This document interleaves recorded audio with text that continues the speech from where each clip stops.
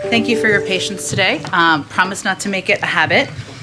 Two items for all of you at the top. As you all know, last month, the White House, we announced the president would be hosting a meeting, I should say, with private sector leaders on August 25th, which is, of course, tomorrow, on cybersecurity. The president, members of the cabinet, and his national security team, and private sector and education leaders are going to be meeting to discuss how we can work together to collectively improve the nation's cybersecurity. The escalating cyber threats we face require a whole-of-nation effort. The president will be joined by leaders from the tech, the critical infrastructure, insurance, and education sectors, and we will have more details for you later today, but I just wanted to note that is happening tomorrow, and there's, of course, a lot of ground that we will be covering. I know a number of you have been asking this as well, and yesterday evening the president spoke, or last night I should say, the president spoke to New York Governor Kathy Hochul prior to her being sworn in as governor of New York. He congratulated her on her new job and historic role as the next governor of New York. They talked of their shared time at Syracuse University, and Governor Hochul told the president she wanted to visit Washington to meet with him to discuss infrastructure and how to work together to improve the lives of New Yorkers. The president looks forward to hosting her at a future date. As you know, she also joined a call on Saturday with other Northeastern governors, with the president, the FEMA administrator, and Homeland Security advisor Liz Sherwood-Randall to discuss Tropical Storm Henri and the federal response to help mitigate the storm's impact. With that, Amar, go ahead. Great. A couple of Afghanistan questions. First, on a Taliban spokesman said today that the group would bar Afghans from accessing the roads leading to the airport to allow foreigners to pass. And I guess for evacuation efforts, what does this mean for Afghans who assisted and can't get through now? What are you going to be? Does this effectively cut off those Afghans from being evacuated? No, that is not how you should read it. One, I should note we have been in direct contact, not just with American citizens, but with SIV applicants, special immigrant visa applicants, and Afghans whose departure we are facilitating about how and when to come to the airport. And our expectation, which we have also conveyed to the Taliban, is that they should be able to get to the airport.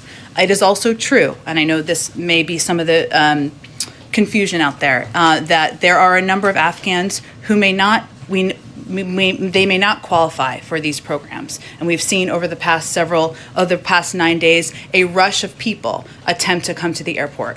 We certainly understand that, but that also creates a security risk and one that we have great concern about. So to be clear, individuals who are eligible for special immigrant visas or others who we are helping facilitate their evacuation and their departure, we are in touch with them or working to be in touch with them about how and when to come to the airport, as well as American citizens, as you well know, and we expect that they will be able to reach the airport. And, the Afghan or the Taliban are saying that they don't want Afghans to leave, that now they want these Afghans to stay, that they're needed to rebuild the country.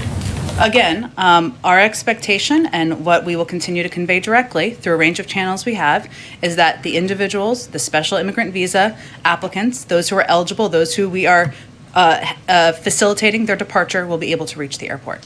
And on your the statement that you just put out about a half hour ago about the August 31st deadline and sticking to it, the president has, from allies, both here at home and abroad, have wanted him to push that deadline back some. And also critics of the president are speaking out very strongly on his decision. What do you say to those who are criticizing the president by sticking to this deadline? It amounts for him to capitulating to the Taliban. Well, first, and I think I'm just going to read the statement. I know a number of you have seen it, but just in case, because I think it has quite a bit of additional context that is not exactly aligned in he's stuck with the deadline, as you just conveyed. During a meeting this morning with the G7 leaders, the president conveyed that our mission in Kabull will end based on the achievement of our objectives. That is a key component there. He confirmed we are currently on pace to finish by August 31st. As you all know, in the last 9 days, we have effectively helped evacuate 57,000 people, and that has continued to escalate the number of people we're getting out each day. And our focus continues to be on evacuating Americans who want to come home, third country nationals, and Afghans who are our allies during the war.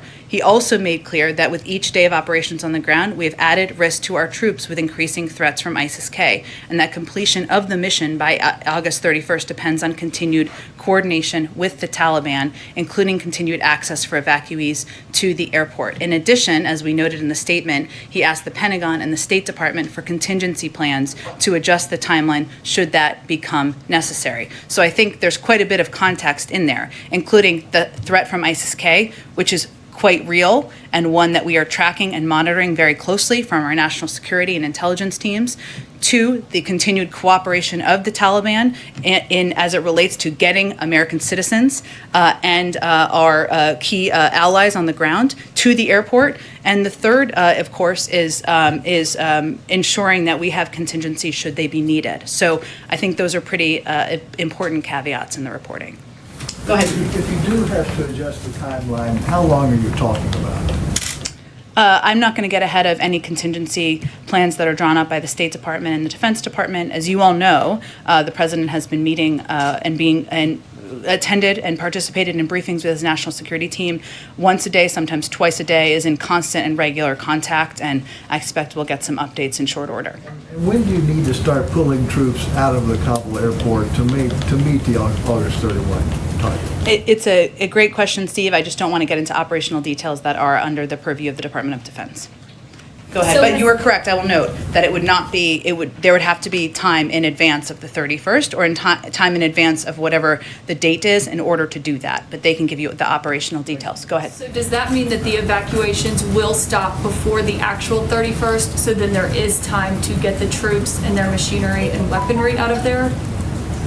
That would be correct, yes, that there would need to be time to wind down the presence. I will note, though, that the purpose of this statement is to provide additional context of what the President conveyed to the G7, which includes a number of very key components as he assesses day by day. And that includes the threat of ISIS, which is of great concern, understandably, to the President, given the threat it poses to our military who are on the ground, serving proudly and bravely on the ground. It also includes the essential aspect of having the Taliban's coordination continue over the coming days so we can facilitate as many people as we've been getting out. And so what I read from this statement is he has not ruled out extending the deadline. Is that right?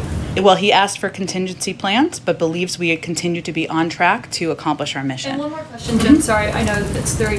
Does this mean if he does stand by this August 31st deadline that every single U.S. troop will be out of Afghanistan by August 31st? Again, I will leave it to the Department of Defense to get into operational details. As you know, and as I've noted, he is meeting with his national security team every single day, often more than once a day, to continue to discuss. And as I noted also in this statement, he's asked for contingency plans. Go ahead. Thanks, Jen. Just to follow up on Amar's question, so are you saying that despite this threat by the Taliban to stop Afghans from boarding planes, that you're not seeing any slowdown in Afghans being able to get to the airport if they need to? I'm conveying that what we have articulated is that Afghans, not every, there are millions of Afghans, as we know, who want to leave the country, or a large number of Afghans who want to leave the country. I think that's safe to say. What I'm talking about is the individuals we have prioritized, those who have fought alongside us, who are eligible for special immigrant visas, who otherwise we are facilitating their departure, and that our expectation is that they will be able to reach the airport. So I'm just trying to figure out if the Taliban has made good on this threat yet, and it sounds like you're saying they haven't. I don't have an update on that. I'm just conveying to you what our expectation is and what we were continuing to communicate directly. And then is the CIA director now the chief negotiator for the U.S. in Kabul, and how long does he plan to stay there? I certainly understand your question. I'd refer you to the CIA on any specific questions about his location or specific role. Go ahead. For a little bit of clarity, because minutes and hours matter here, when Sure. we talk about August 31st, is the understanding between the U.S. and the Taliban that that ends at midnight at the end of August 31st, Afghan time, American time? Is it the end of the 30th, heading into the 31st? When exactly is the deadline as it currently exists? It's really a great question, and I want to give you a very clear and articulate answer from the team on the ground, so I'll just have to get back to you on that to make sure we give you the accurate information. What is the last, I know you're continuing to do this actively, Yeah. as you indicated to one of my colleagues a moment ago, obviously. There's going to be time needed to be able to get out the American troops and others who are helping facilitate this process. What is the last call for Americans on the ground there to come to the airport at Kabul? We are in touch with Americans directly, and we have contact with, and I can give you an overall assessment of where we stand with that, if that's helpful as well. But I'm not going to give you more of an articulation of that from here.